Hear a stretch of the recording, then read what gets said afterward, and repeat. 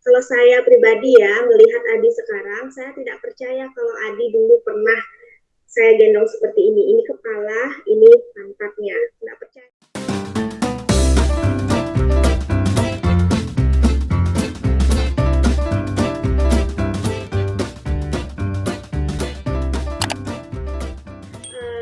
Hai viewers, kembali lagi sama saya Dian Monika di channel Dian Monika. Nah, hari ini saya kedatangan dua tamu. Beliau ini adalah para ibu hebat. Kenapa? Karena mereka adalah businesswoman.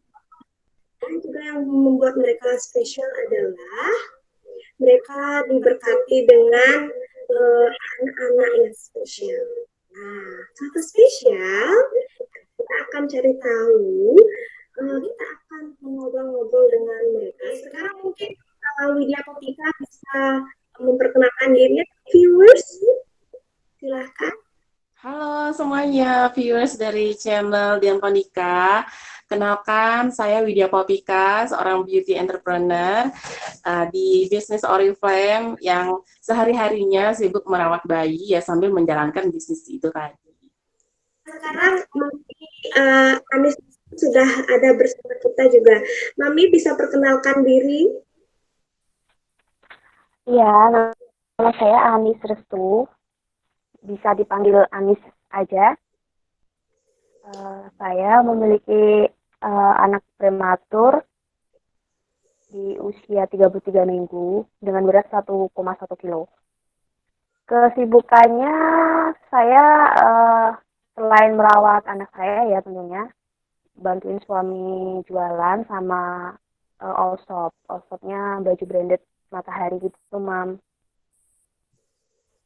Mami-mami semuanya di sini gitu. Sama seperti saya juga memiliki bayi prematur.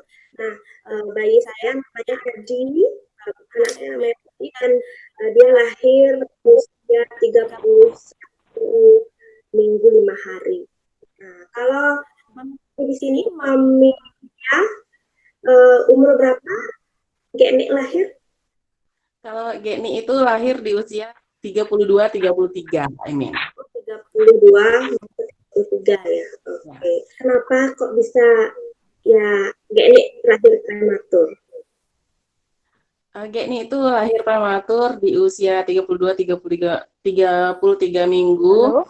Itu karena Widya mengalami hipertensi dan preeklamsia gitu. Jadi sempat ada protein urin juga demi menyelamatkan. Ya, saya susah. Akhirnya harus di sesar hari itu juga dengan kondisi Geni terlahir prematur dan juga ternyata berat badannya cuma 850 gram. Ya, sama berarti saya ya dulu sebenarnya tidak ada riwayat tekanan darah tinggi, tapi ketika pada saat kontraksinya terlalu dini, itu mungkin karena saya tegang atau gimana, tiba-tiba tensi saya juga tinggi sampai akhirnya harus di sesar karena tidak bisa melahirkan secara normal lagi, walaupun sudah merasakan kontraksi sampai bukaan 4, jadi luar biasa. Waktu kelahiran itu kan berat badan si bayi, otomatis dia harus diinjeksi ya. Jadi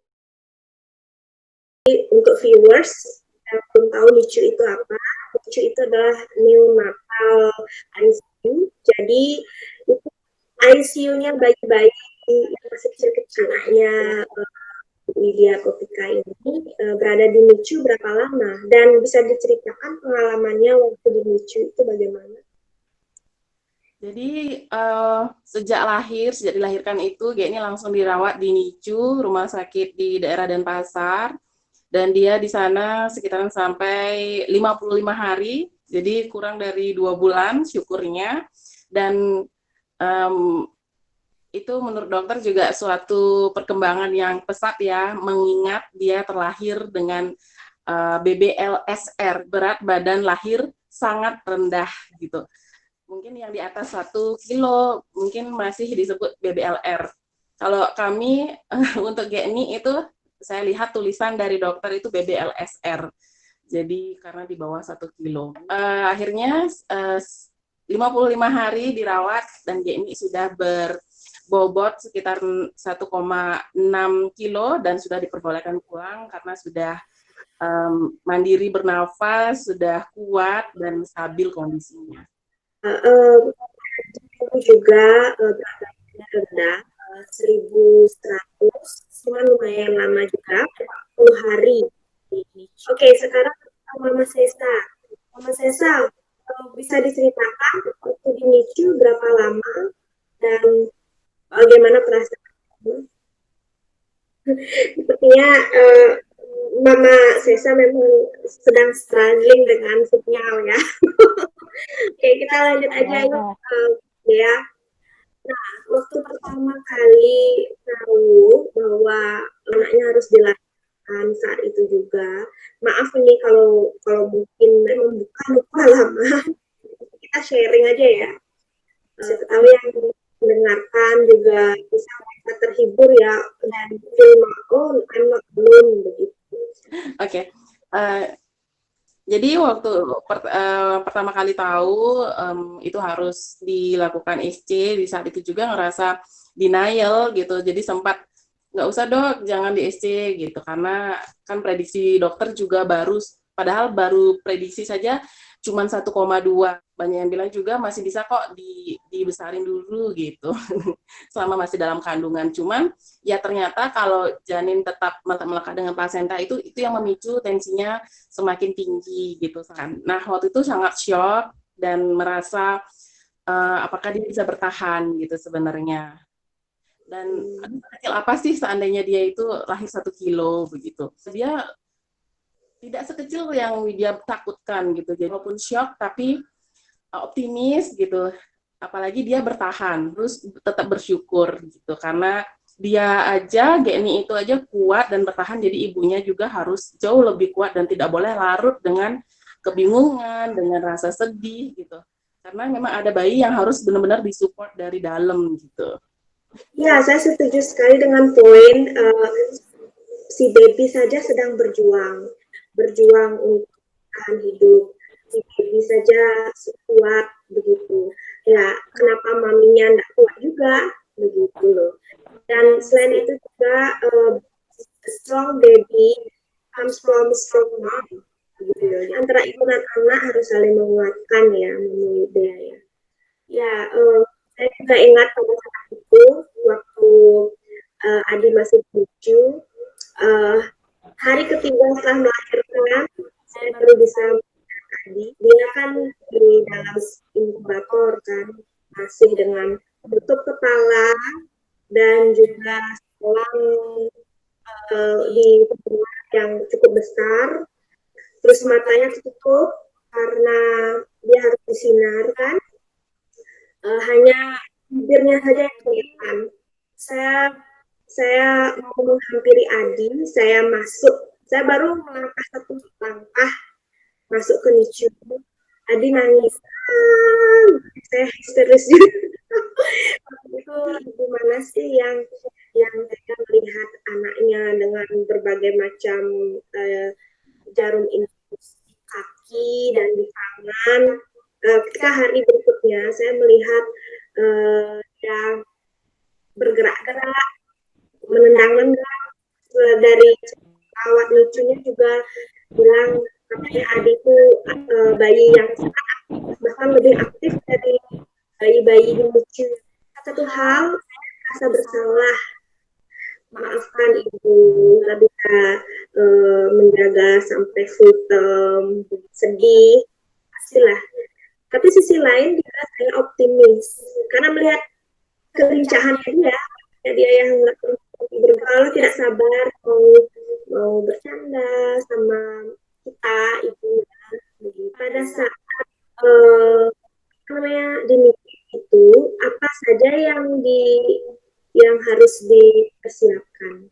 Maksudnya misalnya saya disuruh harus pompa ASI dan sebagainya. Kalau Widya bagaimana? Apakah ASI juga atau bagaimana? Mungkin itu bisa jadi info yang bermanfaat buat viewers. Oke, jadi waktu setelah Gia itu dirawat dan Widya udah bisa menengok, kalau Widya kayaknya baru di hari keempat baru bisa melihat karena pemulihan Widya dari preeklamsia itu juga lumayan takes time. Dan yang paling bikin shock itu karena mata Widya belum sepenuhnya pulih. Efek preeklamsia itu bikin mata Widya gelap, setengah gelap dan setengah bisa melihat. Keduanya bisa melihat, cuman buram dan gelap gitu. Jadi benar-benar waktu itu kayak takutnya buta gitu. Dan itu yang bikin sebenarnya agak down, bisa nggak ya akan melihat bayi Widya, bisa nggak ya merawat nanti bayi Widya seandainya mata Widya kenapa-kenapa. Ternyata mata Widya baik-baik aja, jadi bisa melakukan persiapan yang diarahkan sama dokter. Dan yang pasti, sejak Widya masih di ICU, baru mulai pulih dari pasca operasi dan preeklamsia itu sudah ditanyain ASI. Cuman karena Widya dengan pemulihan dari preeklamsia itu banyak sekali obat yang harus masuk ke tubuhnya Widya, jadi ASI-nya memang belum boleh dikeluarkan. Dan Widya juga jangankan untuk memompa ASI, untuk bergerak banyak pun belum boleh. Jadi bisa dibilang Widya itu agak terlambat untuk memberikan atau untuk mengeluarkan ASI pertama untuk GENI. Gitu. Tapi syukurnya setelah Widya dikirim dari ICU, sudah boleh keluar dari ICU dan sudah mulai lepas infus. Obat-obat dengan dosis tinggi untuk menekan tensi juga sudah mulai dihentikan pelan-pelan, dosisnya sudah mulai rendah. Di sana dokter memperbolehkan Widya untuk mulai pompa ASI, dan yang paling pertama ya memang langsung membeli pompa ASI karena berniat untuk memberi ASI eksklusif. Waktu itu lebih fokus untuk merawat GENI, memberikan ASI, jadi Widya tidak terlalu mempedulikan pemulihan diri sendiri. Jadi begitu lelah mompa, tensinya naik lagi karena kelelahan. Dan mompa ASI kan sesuai yang disarankan 2-3 jam sekali, jadinya kurang tidur dan sebagainya. Tapi itu tetap Widya usahakan bahkan sampai usia GENI 8 bulan. Minum ASI-nya dan BB-nya harus dinaikkan dengan susu pembantu khusus gitu ya dari rumah sakit ya. Dan ini pengalaman perdana. Benar juga yang Lode bilang tadi, kita belum punya pengetahuan banyak tentang prematuritas gitu. Syukurnya juga ada support group kan yang Lode sempat kasihkan, itu juga sangat membantu. Jadi dari sana juga Widya mulai makin kuat, makin optimis anak akan bisa, dan tetap mengusahakan ASI walaupun biasanya cuma dapat 20 mili, biasanya dapat 50. Terima kasih ya Widya. Nah, sepertinya Mama Sesa udah stabil ini. Oke, Mami, bisa ceritakan tentang pengalamannya waktu di NICU? Iya, waktu itu anak saya kan terlahir cuma 1,1 kilo ya, Mam ya. Langsung saat itu juga operasi, langsung diangkat, langsung dibawa ke NICU. Saya nggak sempat melihat anak saya waktu itu. Jadi langsung masuk NICU itu, saya keluar dari ruang operasi. Alhamdulillahnya, untungnya saya tuh nggak masuk ICU ya. Kondisi saya benar-benar udah agak stabil, langsung masuk ke bangsal biasa. Di sana saya pun belum diperbolehkan buat lihat anak saya di NICU. Jadi kemarin itu cuma ayahnya aja yang baru ketemu pertama kali sama anak saya, karena memang harus diazani dulu kan kalau dalam. Jadi waktu itu saya cuma tanya-tanya sama suami saya, gimana kondisinya anak saya, gimana lahirkan. Cuma 1 kilo, saya itu cuma nangis aja waktu itu. Ya gimana ya Mam ya, saya tuh pengennya tuh ya anak saya tuh lahir normal seperti anak biasa, tapi ternyata gara-gara preeklamsia anak saya harus terlahir prematur. Saya bener-bener ya kalau dibilang hancur, pasti hancur ya Mam ya, pasti sedih itu juga pasti, tapi perlahan saya mulai membangun dalam diri saya harus kuat. Saya demi anak saya yang berjuang di NICU, ibunya juga harus berjuang Waktu itu saya di Bangsal dirawat selama 5 hari baru boleh pulang dari rumah sakit. 5 hari itu yang hari ketujuh saya baru bisa datang ke NICU, itu pun nggak boleh masuk, Mam. Jadi saya cuma lihat dari ada batas dari jendela aja. Jadi di rumah sakit itu memang tetap berdoa dari luar, ya Allah semoga anak saya diberikan kekuatan berjuang di dalam sana, ya keluarga juga pada support saya harus kuat biar bayinya juga ikutan kuat. Akhirnya berjalannya waktu di usia sesa 20 hari kalau nggak salah, 20 hari atau 25 hari itu dapat telepon dari rumah sakit bahwa harus transfusi darah. Duh, saya kaget, aduh kenapa anak saya. Terus sempat disinar juga. Kalau disinar itu seingat saya cuma 1 kali sih disinar. Disinar 1 kali, transfusi darah 1 kali, dan kondisinya alhamdulillah stabil dia, Mam, ya. Setiap hari itu selalu ada ada peningkatan. Ada peningkatan dari berat badannya, dari minumnya susu gimana. Hari ke-32 kalau nggak salah. Hari ke-32 itu saya dipanggil suster untuk masuk ke ruangan khusus. Di sana saya disuruh belajar menyusui Tesa. Waktu itu saya disuruh gendong kanguru care gitu sama susternya, dikasih seperti gendongan kanguru khusus kanguru care gitu. Saya disuruh belajar menyusui anak saya. Waktu itu sih asinya nggak banyak ya, Man, soalnya kan dari awal saya pompa itu, yang saya pompa sampai buat dikirim ke rumah sakit itu sebenarnya cuma dikit-dikit terus keluarnya, paling maksimal itu 15 mili kalau nggak salah. Tapi berapapun ASI yang saya pompa pasti saya kirimkan, saya kasihkan ke rumah sakit biar disusuin ke sesanya.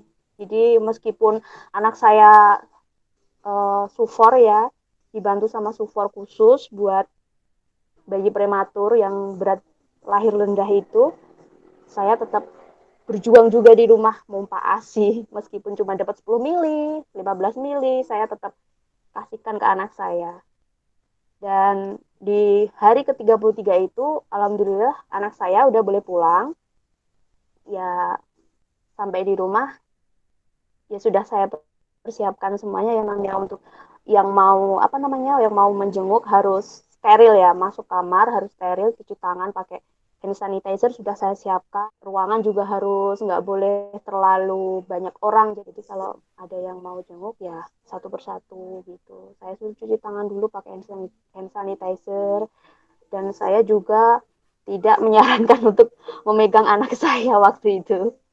Tadi sarankan untuk suhu ruangan itu agar 27 derajat Celcius, 26 sampai 27 derajat Celcius. Jadi tidak terlalu panas dan tidak juga terlalu dingin. Nah, kalau Dea, bagaimana pada saat mau pulang ke NICU itu apa saja sih yang dipersiapkan? Yang pasti persiapan waktu itu juga mompa ASI dan siapin perintilan bayi yang belum lengkap, karena sesaat sebelum kejadian lahiran mendadak itu sebenarnya masih mau shopping dulu gitu, jadi banyak peralatan yang belum lengkap. Jadi waktu itu Widya di rumah sakit untuk jaga bayinya dan harus standby di sana 24 jam sambil tetap pompa ASI. Nah, suamilah yang bolak-balik pulang ke rumah sakit, mulai dari ngepel, terus ngepel basah sampai dinding-dinding, lemari dan sebagainya biar terbebas dari debu.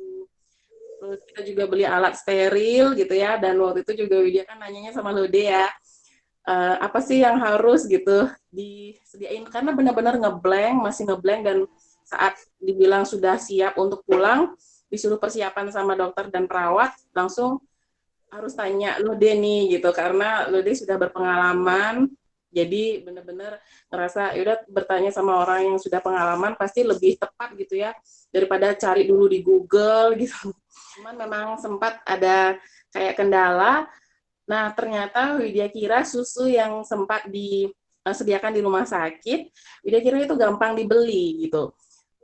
Itu harus kayak pesan dulu dari pihak kayak distributornya gitu. Dan akhirnya diberikan alternatif yang lain. Persiapan yang lain tuh banyak banget, seperti alat steril, bebek itu juga ya, untuk bawa ASI pas kesana kemari. Oke, makasih Dea. Sewaktu sudah di rumah, bagaimana Mama Sesa merawat babynya? Kalau tadi itu saya waktu masih baby, saya disarankan oleh perawat untuk pijit misalnya. Nah, kalau Mama Sesa, ada tidak perawatan khusus yang diperlakukan ke Sesa waktu dia ada di rumah selain melarang orang lain yang menggendong Sesa? Ya sama sih Mam, waktu itu kan waktu masih bayi kan masih bolak-balik kontrol kan ke dokter anaknya Sesa, dan dokter anaknya itu juga menyarankan waktu Sesa usia ya waktu udah mulai keluar dari rumah sakit itu sama dokter disarankan untuk di terapi pijat juga sih. Katanya sih untuk perkembangannya biar bisa ngejar seperti bayi bayi normal biasanya itu. Akhirnya ya waktu itu seminggu sekali kalau nggak salah, seminggu sekali atau seminggu 2 kali ya. Kayaknya seminggu sekali saya pijet Sesa, sekalian kontrol tumbuh kembangnya ke sama dokter anaknya. Itu berlangsung sampai Sesa usia 6 bulan, Mam. Udah usia 6 bulan ke atas, udah turun lagi 2 minggu sekali. Tapi alhamdulillahnya sih, syukurlah Sesa itu ada perubahannya. Meskipun dia bayi prematur, tapi untuk perkembangannya juga nggak kalah sama bayi-bayi yang lahir normal pada umumnya. Saya ya, kalau menurut saya wajib terapi pijat itu sebenarnya wajib sih kalau kalau menurut saya ya. Terapinya itu di khusus dokter tumbuh kembang atau di terapis atau di rumah, Mam? Di klinik, Mam. Jadi kan dokter anaknya itu kan prakteknya di klinik. Dan di klinik itu juga ada terapisnya, jadi ada fisioterapisnya. Akhirnya sekalian konsul, jadi sekalian terapi pijat itu. Jadi itu dari Sesa dari Sesa usia 33 hari keluar dari rumah sakit itu kan udah 1 bulan ya, Mam. Sampai Sesa usia 1 tahun pijat terus. 1 minggu sekali sampai usia 6 bulan. Dan 6 bulan ke atas 2 minggu sekali, 1 tahun ke atas 1 bulan sekali, 2 tahun udah nggak mau diajak pijit anaknya. Sudah lancar ya, jalan, lari. Saya lihat juga di snapnya. Sudah lancar. Udah lari-larian, udah nggak mau diem, Mam. Anaknya itu super aktif sekali. Sampai yang ngomong aja kadang mbahnya yang ngomong sampai kewalahan kalau kalau ngomong. Berarti itulah spesialnya anak yang terlahir prematur. Nah, sebelum kita ngomongin masalah keistimewaan anak-anak kita, Mami Widya, selain pijat, selain membatasi siapa yang menggendong, kira-kira perawatan apa lagi atau perlakuan apa lagi yang dilakukan ke premi baby ketika sudah pulang dari NICU? Sepulang dari NICU itu yang Widya kejar adalah imunisasinya juga, karena ada beberapa imunisasi yang karena dia 2 bulan di rumah sakit, jadi belum sempat gitu ya. Jadi sesuai dengan saran dokter yang merawat dari NICU gitu ya, jadi diikutin jadwalnya dan mengejar gitu ketertinggalan imunisasi. Selain itu juga kangguru care tetap jalan sampai akhirnya anaknya sudah merasa mungkin gerah dan mulai menolak gitu ya. Jadi kangguru care benar-benar dioptimalkan secara bergantian dengan bapaknya, dan juga screening. Jadi sejak masih di NICU itu Widya jadi tahu bahwa ternyata harus di screening untuk atur, terutama untuk screening ROP, yaitu untuk mata gitu. Untuk pijat juga dilakukan, tapi kalau Widya lebih melakukan pijat di rumah aja, mulai dari yang simpel seperti pijat I love you yang itu, dan juga mengikuti arahan pijat yang disarankan oleh dokter. Kedekatan dengan GMI jadi terbangun dari situ. yang awalnya dia itu yang selalu kalau sama Widya tuh selalu agak rewel gitu. Terus karena waktu itu juga Widya selalu ngerasa bersalah, ngerasa mampu nggak ya ini merawat gitu ya, dan ngerasa kok anak ini kayaknya lebih sayang sama bapaknya gitu. Kalau sama setelah Widya pakai terapi pijat itu di rumah, benar-benar perkembangannya terlihat bagus. Terus dia juga suka bercanda, senyum. Ya, saya setuju juga sama Mami Widya ya, yang itu imunisasi dan juga apa itu namanya pijat, dan juga lagi satu adalah screening ya. Jadi untuk viewers, screening ini sangat penting untuk anak yang terlahir prematur. Ada screening mata, ada telinga, lalu sebenarnya ada screening kepala juga, otak, dan screening jantung. Nah, screening jantung itu kalau di anak saya, Adi, itu dilakukan pada saat Adi baru lahir, umur 1 hari itu udah di screening jantung, dan untuk mengecek apakah, aduh ini memang bahasanya gimana gitu, apakah ada potensi untuk bertahan hidup begitu. Tapi syukurnya jantungnya bagus sekali waktu itu. Nah, ada juga screening mata, screening telinga, Adi juga melakukan 3 screening itu. Tapi untuk screening kepala sih belum gitu. Tapi ketika saya konsultasi ke dokter anak, kata dokter anaknya yang memang apa namanya mengurus Adi sejak lahir, katanya oh nggak usah ibu, kan anaknya sudah ukuran kepalanya sudah bagus, lalu motoriknya juga sudah sesuai dengan usia kronologisnya, dia juga sudah bisa bicara, sudah bisa berlari, berjalan, jadi ya tidak usah screening, berarti sudah normal begitu. Nah, sekarang nih, yang masa lalu itu menjadi pelajaran berharga, dan kadang-kadang memang kita sedih ya mengingatnya. Nah, sekarang kan anak-anak kita sudah besar ini, sudah 2 tahun ya, sedang lucu-lucunya. Jadi kalau melihat mereka sekarang, kalau saya pribadi ya, melihat Adi sekarang, saya tidak percaya kalau Adi dulu pernah saya gendong seperti ini kepala, ini pantatnya, nggak percaya. Karena sekarang aktif sekali, selalu ingin berlarian, dan juga cerewet, banyak, cepat sekali nangkap kata-kata, dan sudah banyak maunya, dan sebagainya. Oke, nah sekarang Mama Anis deh ceritain udah apa yang sudah saya lakukan. Mungkin bisa ceritakan juga apa yang membuat aku nangis. Terus kadang-kadang mungkin biasanya nakal atau gimana? Iya, kalau Sesa itu anaknya gimana ya? Karena dia itu kan nggak mau diem ya, Mam. Jadi kadang gemes aja ngelihatnya, itu kadang capek. Aduh, ini anak kok nggak punya capek apa gimana sih? Kalau bahasa Jawa itu uyap. Uyap itu apa ya? Nggak mau diem gitulah, Mam. Intinya tuh gerak terus, lari ke sana, lari ke sini. Kadang kalau jatuh gitu kan, jatuh sendiri gitu, nggak nangis, Mam. Jadi dia tuh malah ketawa-ketawa. Gimana sih, anaknya itu emang bener-bener ceria gitu loh, Mam. Jadi saya itu juga ya seneng aja sih, bahagia aja sih, anak saya ternyata yang dulu bayi mungil bayi mungil saya sekarang udah gede, udah lucu, udah pinter. Apalagi sekarang lagi senengnya itu niruin kata-kata. Jadi memang sekarang harus hati-hati sih kalau ngomong di depan Sesa, nggak boleh sembarangan karena anaknya itu cepet banget bisa niruin gitu loh, Mam. Ya, Iya. 2 tahun berapa ya? 2,5 tahun ya sekarang. Belum ada sih, baru 2 tahun 3 bulan. 2 tahun 3 bulan. Ya, 3 bulan.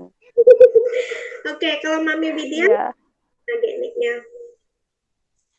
Kalau Geni sekarang udah berusia 22 bulan, jadi 2 bulan lagi udah 2 tahun juga. sekarang benar-benar aktif, jadi powernya selalu on, sampai selalu mikir ini anak baterainya apa ya? Apa karena dulu mungkin di inkubator itu ya maksimal perawatannya, jadi dia super strong, jadi seringkali ibunya yang kalah.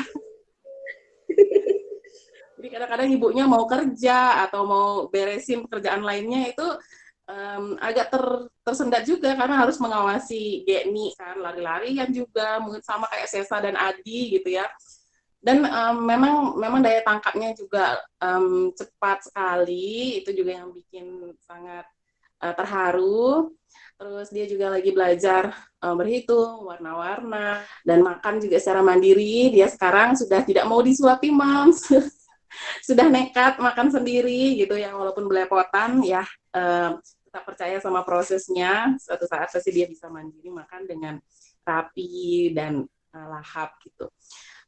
Terus yang paling ini juga, anak ini sebelumnya dia sempat suka isap jempol. Nah, ini juga suatu keajaiban ya, sempat dia konsultkan dengan dokter apakah ini baik atau enggak gitu, apakah harus di stop dari sekarang. Nah ternyata waktu itu dokter bilang nggak apa-apa, sampai umur dia 2 tahun masih boleh mam untuk mengizinkan dia mengisap jempol, karena memang itu fasenya, itu fase oral. Jadi Widya biarkan. Nah karena dari beberapa bulan lalu sudah mikir gini, wah ini sudah mau 2 tahun, jadi dari sekarang sudah harus mempersiapkan strategi nih, gimana caranya biar dia lepas jempol, karena dia tidak ngempeng, tidak pakai empeng gitu ya. Jadi gimana, nah, ternyata pernah suatu hari jempolnya itu kayak luka, terus bengkak, dan terus itu selama proses penyembuhan dia kan tidak bisa isap jempol karena luka. Nah sejak itu akhirnya sudah tidak pernah isap jempol lagi. Jadi dia kayak menemukan solusi sendiri, benar-benar merasa terharu, terutama juga kalau melihat dulu waktu dia baru keluar dari NICU, Widya pijat, kan harus pijat jari-jarinya itu satu persatu gitu ya mam. Jadi jarinya Widya sebesar ini gitu ya, dengan jarinya dia yang mungil, jadi sekali gini ini tuh bukan satu jari, tapi 3 jarinya langsung, karena dia saking mungilnya. Tapi sekarang begitu melihat jari-jarinya itu besar-besar gitu, montok gitu, jadi itu sudah ngerasa dia itu super ajaib dan perkembangannya bagus dan sangat bersyukur gitu. Oke, wah senang sekali saya mendengarnya ya. Nah sekarang Mama Anis sama Mama Widya kan sama-sama membangun bisnisnya masing-masing ya. Mama Anis punya all shop ya. Nah, ini dia online shopnya Mama Anis, namanya Sesa Shop Online. Dan juga Mami Widya itu beauty entrepreneur yang sukses sekali ya, sudah jadi director, Goal director. wah keren sekali. Nah, bagaimana cara mami-mami keren ini untuk membagi waktu, gimana caranya biar bisnis jalan juga, ngasuh anak juga jalan gitu. Kalau saya itu kan jualannya kan via HP ya, Mam. Jadi lebih fleksibel aja sambil ngomong Sesa. Jadi nanti kalau Sesa udah tidur, udah bisa disambi buat itu, saya posting-posting iklan, saya upload di sosial media, juga di marketplace, saya di akun Shopee saya. Oh ya, bagus sekali. Ada tambahan untuk membantu perekonomian keluarga juga sekaligus bisa ngasuh anak ya. Iya. Keren sekali loh. Iya, Mam. Oke, kalau Mam Widya gimana? Mirip ya dengan Mami Sesa juga. Jadi memang kalau Widya memang dari dulu sudah merintis bisnis ini sejak sebelum menikah, karena memang Widya merasa gitu ya, tahu diri sendiri itu tidak akan sanggup untuk meninggalkan anak di rumah gitu. Cuman kalau Widya memang dari dulu memang sudah mengusahakan untuk membangun ini. Jadi saat bisnisnya sudah berkembang, nanti Widya akan resign dari pekerjaan yang kantoran dulu dan menikmati kebebasan waktu ya sambil merawat. Dan syukurnya memang sudah bisnisnya sudah jalan gitu, downline atau jaringannya sudah mandiri. Jadi di saat Widya mendapatkan ujian melahirkan dengan pengalaman super unik gitu ya, di saat itu ya jadinya tetap bisa menghasilkan walaupun berkarir dari rumah sambil merawat bayi spesial Geni ini. Jadi saat Geni tidur atau saat mungkin sudah ada yang bantu menjaga bapaknya terutama gitu ya, di saat itu Widya bisa walaupun cuma sekedar me time gitu, mengerjakan bisnis juga atau beres-beres dan Wah, dengar cerita mami-mami ini saya jadi pengen beralih profesi menjadi business woman jadinya. Alright, mungkin itu pertanyaan terakhir ya di sesi bincang-bincang kita ini. Nah, sebelum kita mengakhiri sesi bincang-bincang ini, ada nggak tips-tips atau saran-saran yang bisa Mami Anis sama Mami Widya kasih ke viewers? Iya, kalau tips dari saya sih harus kuat ya, harus banyak berdoa, juga harus dikuatin juga agar sugesti ke anaknya juga bagus. Dan untuk perawatan saya sarankan mengikuti apa anjuran dari dokternya, karena belum melakukan tindakan lebih baik kan kita konsultasikan dulu yang lebih berpengalaman seperti dokter atau ke bunda-bunda yang sudah punya pengalaman lebih dahulu. Seperti itu, Mami. Harus semangat, jangan pantang menyerah, yang pasti harus kuat. Dari diri kita sendiri harus kuat agar sugestinya ke anak juga kuat. Seperti itu, Mam. Kalau dari Widya, yang pasti harus selalu melek gitu ya juga tentang info-info prematuritas. Terus kalau bisa masuk ke support group. Dan kalaupun punya anak prematur jangan disembunyikan. Karena dari pengalaman Widya, banyak orang yang punya anak prematur seolah malu atau mungkin belum siap mental. Kalau Widya sejak baru keluar dari rumah sakit sudah mengumumkan ke publik bahwa memang anak saya prematur, dan dari sana memang dapat banyak judgments kenapa bisa prematur dan sebagainya. Memang Widya disalahkan dan I take the risk gitu ya, saya tahu resikonya, tapi saya tidak melihat orang-orang yang menjudge. Saya melihat orang-orang yang perlu informasinya dan perlu bahwa mereka tidak sendirian, mereka tidak berjuang. Terutama waktu saya tahu Lohde juga mengalami hal yang sama, dia ngerasa sangat kuat gitu. Jangan berusaha menjadi ibu yang sempurna. Kalaupun misalnya sudah berjuang ASI, tapi tidak bisa, nggak usah menyalahkan diri sendiri seperti Widya dulu. Jangan sampai kena depresi, karena Widya sempat mengalami. Jangan sampai, percaya saja, pokoknya Tuhan sudah mengirimkan bayi spesial ini, pasti karena ibunya sangat-sangat siap dan mampu, dan kita mendapat kepercayaan besar dari Tuhan untuk merawat mereka sampai besar. Gitu ya. Jadi pokoknya, jangan menjadi ibu yang sempurna, tapi jadilah ibu yang bahagia. Karena itu yang dibutuhkan anak kita. Terima kasih sekali atas waktunya Mami Anis sama Mami Widya. Oke viewers, itu tadi bincang-bincang santai saya sama mami-mami yang memiliki bayi prematur dan sukses membesarkan bayi prematur sambil. Terima kasih sudah menonton. Subscribe channel ini untuk mendapatkan konten lainnya. Sampai jumpa.